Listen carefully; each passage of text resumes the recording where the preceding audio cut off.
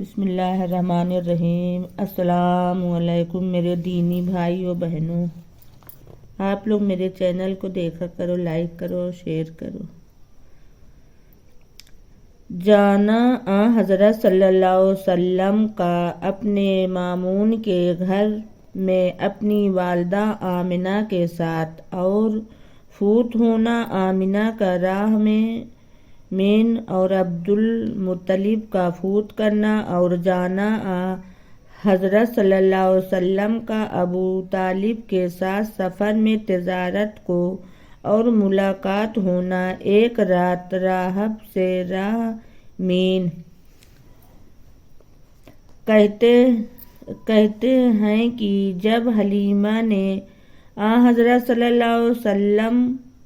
کو عبد المطلب کے حوالے کیا اور آمنہ حضرت صلی اللہ علیہ وسلم کو لے کر اپنے بھائی کے گھر جا کر 2 برس رہیں، پھر مکہ میں آتے وقت عشائے راہ مین قضائے الہی سے فوت ہوئیں، اور اس وقت حضرت صلی اللہ علیہ وسلم کی عمر شریف 60 برس کی تھی، اور بعد اس کے حضرت نے اپنے دادا عبد المطلب کے پاس پرورش پائی، اور سن شریف حضرت صلی اللہ علیہ وسلم کا جب 8 برس 2 مہینے کا ہوا، عبد المطلب بیمار ہوئے، امید زندگانی متعین ہوئی، تب اپنے بیٹے ابو طالب کو بلا کے یہ وصیت کی کہ پرورش محمد صلی اللہ علیہ وسلم کی تمہارے ذمے ہے، میں اس بات کی تم کو وصیت کرتا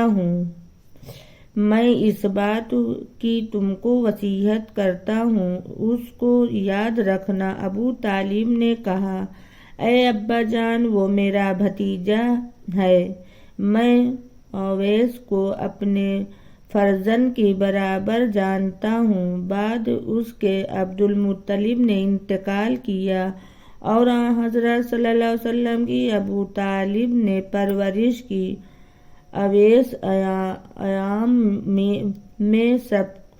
سب نوکر خدیجہ کبریٰ کے تھے،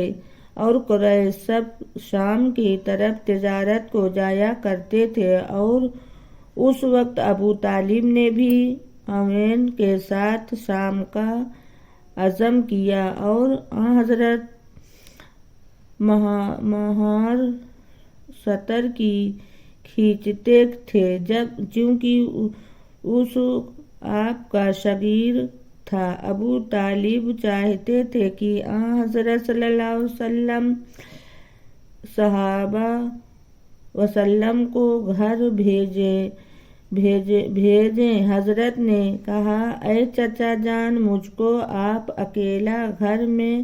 نہ بھیجیے، میں کس کے پاس رہوں گا، آپ اپنے ساتھ رکھیے۔ یہ سن کے ابو طالب کے دل میں رحم آیا، اور آنسو بہا کے کہیں، اے جانے غم، کچھ دور مت، اندیشہ نہ کرو، سلامت رہو، میں تم کو مکان پر نہیں بھیجوں گا۔ تب حضرت کا ہاتھ پکڑ کر ستر پر بٹھایا، اور دونوں چچا بھتیجا کاردان کے ساتھ چلے۔ جب سب کاروان وادی شام میں پہنچے، وہاں ایک راہب کی عبادت گاہ تھی، اور اویس بستی میں ایک درخت سایہ دار تھا، جو قافلے سوداگر دن کا اویس راہ میں جاتا اور اویس کے نیچے اترتا، اور اس راہب سرخوش نے توریت میں دیکھا تھا کہ فلاں روز فلاں وقت ایک پیغمبر مکہ سے سوداگر کے ساتھ یہاں آ کے اوترین کے گے ان کے پست پر مہر نبوت ہے، ان سے فیض لیا چاہیے۔ اس امید پر وہ حضرت صلی اللہ علیہ وسلم کے آنے کا منتظر رہا۔ جو قافلہ مکہ سے آتا سب کی خاطر کرتا اور سب کو دیکھتا، بس ابو طالب اسی راہ سے محمد صلی اللہ علیہ وسلم کو لے کر سوداگر کے ساتھ اس وادی میں پہنچے اور وہاں سرخوش راہب اویس دن بالائے بام جا کے دیکھ رہا تھا کہ ایک قافلہ سوداگر کا مکے سے آتا ہے اور ایک ٹکڑا ابر کا اس کے سر پر سایہ کے لیے چلتا آتا ہے۔ پھر سب اویس درخت کے نیچے آ کر اترے۔ درخت نے تعظیماً اس قافلے کے بیچ میں امید کونین صلی اللہ علیہ وسلم کو سجدہ کیا اور اویس سرخوش راہب نے یہ حال دیکھ کر اوین سوداگروں کے پاس یہ کہلا بھیجا کہ کیونکہ اسے ہم بہت رکھتے ہیں، جو سوداگر مکہ سے یہاں آ کے اترتے ہیں ہم اوین کی خاطر کرتے ہیں۔ آج ہم نے تم سب کی دعوت کی ہے، ہمارے مکان پر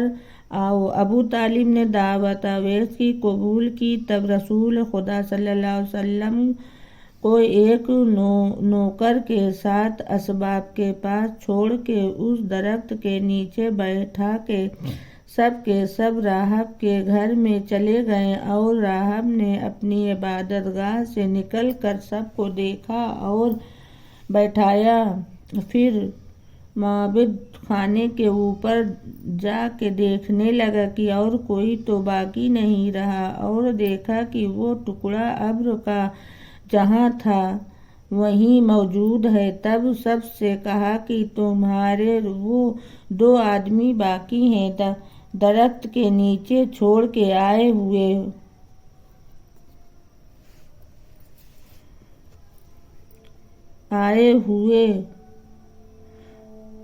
بولے ہاں، ایک نوکر اور ایک لڑکے کو مال کے پاس بٹھا کے آئے ہیں۔ تب راہب بولا کہ ان دونوں کو بھی جا کے لے آؤ۔